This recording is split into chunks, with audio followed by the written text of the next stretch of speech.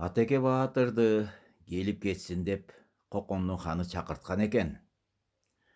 Атеке Баатыр барганда сый урмат көрсөтүп, жакшы үйгө киргизип, сонун тамак аштарды алып келгенде көшөгөнүн ичинде отуруп тамак ичиптир.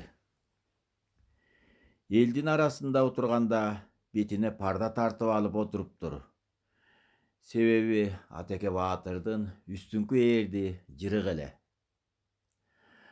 Атеке Баатырдын жогорудагыдай жүрүм-турумуна кокондуктардын мыктыларынын иштери толбой, ханга кайрылышып, "Ханым, бул Атеке Баатыр" деп даңкы далайга угулганы менен өзүнүн бешенеси абдан начар киши окшойт. Балким Атеке Баатыр эмей эле кыргыздын бир маскарапосу болуп жүрбөсүн. Бул кыргызга анча-мынча тон топур кийгизип эле узатсаңыз кандай болор эле дешет.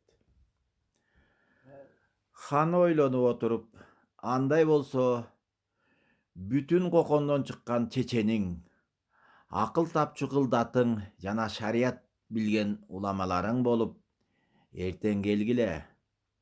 Ушул Атеке Баатырдын түрдүү кыйын соболдорду сурап, жооп бере албаса, билгениңердей узатып жибергиле дейт. Эртеси баары чогулуп келип отурушканда Кокондук тайчы кары эшен суроо салат. Атеке Баатыр, сиз бетиңизге парда тартып алыпсыз. Капа болбосоңуз, себебин айтыңызчы. Аксакал, биз жерибизде угуучу элек. Анжан Кокон шаарларында эркекке аялдын, аялга эркектин көзү тийип калбасын деп парда тартып алат деп. Ошон үчүн жери салкын, суусу тунук жерден келдим. Бирде бир адамдын көзү тийип калбасын деп, жана бир аз үзүрүм бардыгынан парда тартып алдым эле деп Атеке Баатыр жооп берет. Атеке Баатыр,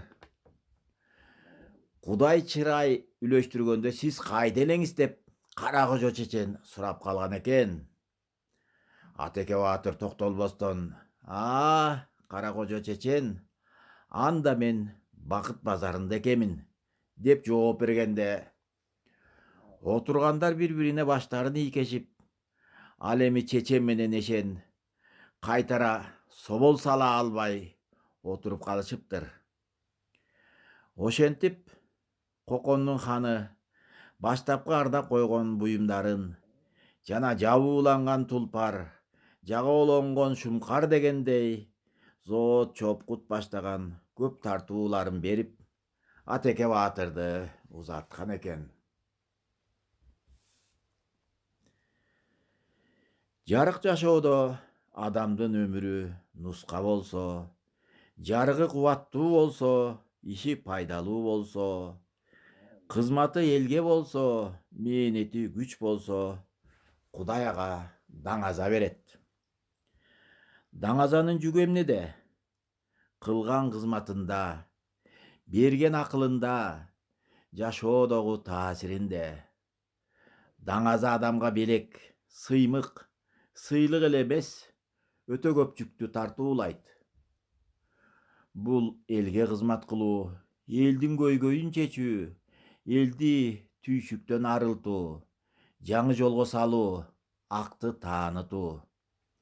Бул адамдардын кызматы менен көп адам суктанат, maaşı ырланат, кубат, дем алат, үлгү алат. Даңазага жеткен адам Кудайдын өзгөчө мээримине баткан адам, өзү элине сүйүү арнаган адам, көп адамды бийиктетип, элин алгалаткан адам. Мындай адамдын күчү, таасири жанындагы адамдарды бышыктайт, демине дем, акылына акыл, кубатына кубат коштурат. Бул адамдардын ыргагы менен көп адам өзгөрүүгө кабылат. Ошол өткөн мезгилиндеги жараатты айыктырган, Тар жолду кеңейткен, туңгуюктан жол тапкан адамдын көөнөрбөс иши урпактарга насаат, үлгү жана мурас. Кыргыздын даңкын чыгарган муун болсун, жүрөгүнө сүйүү толгон назик жарлар болсун.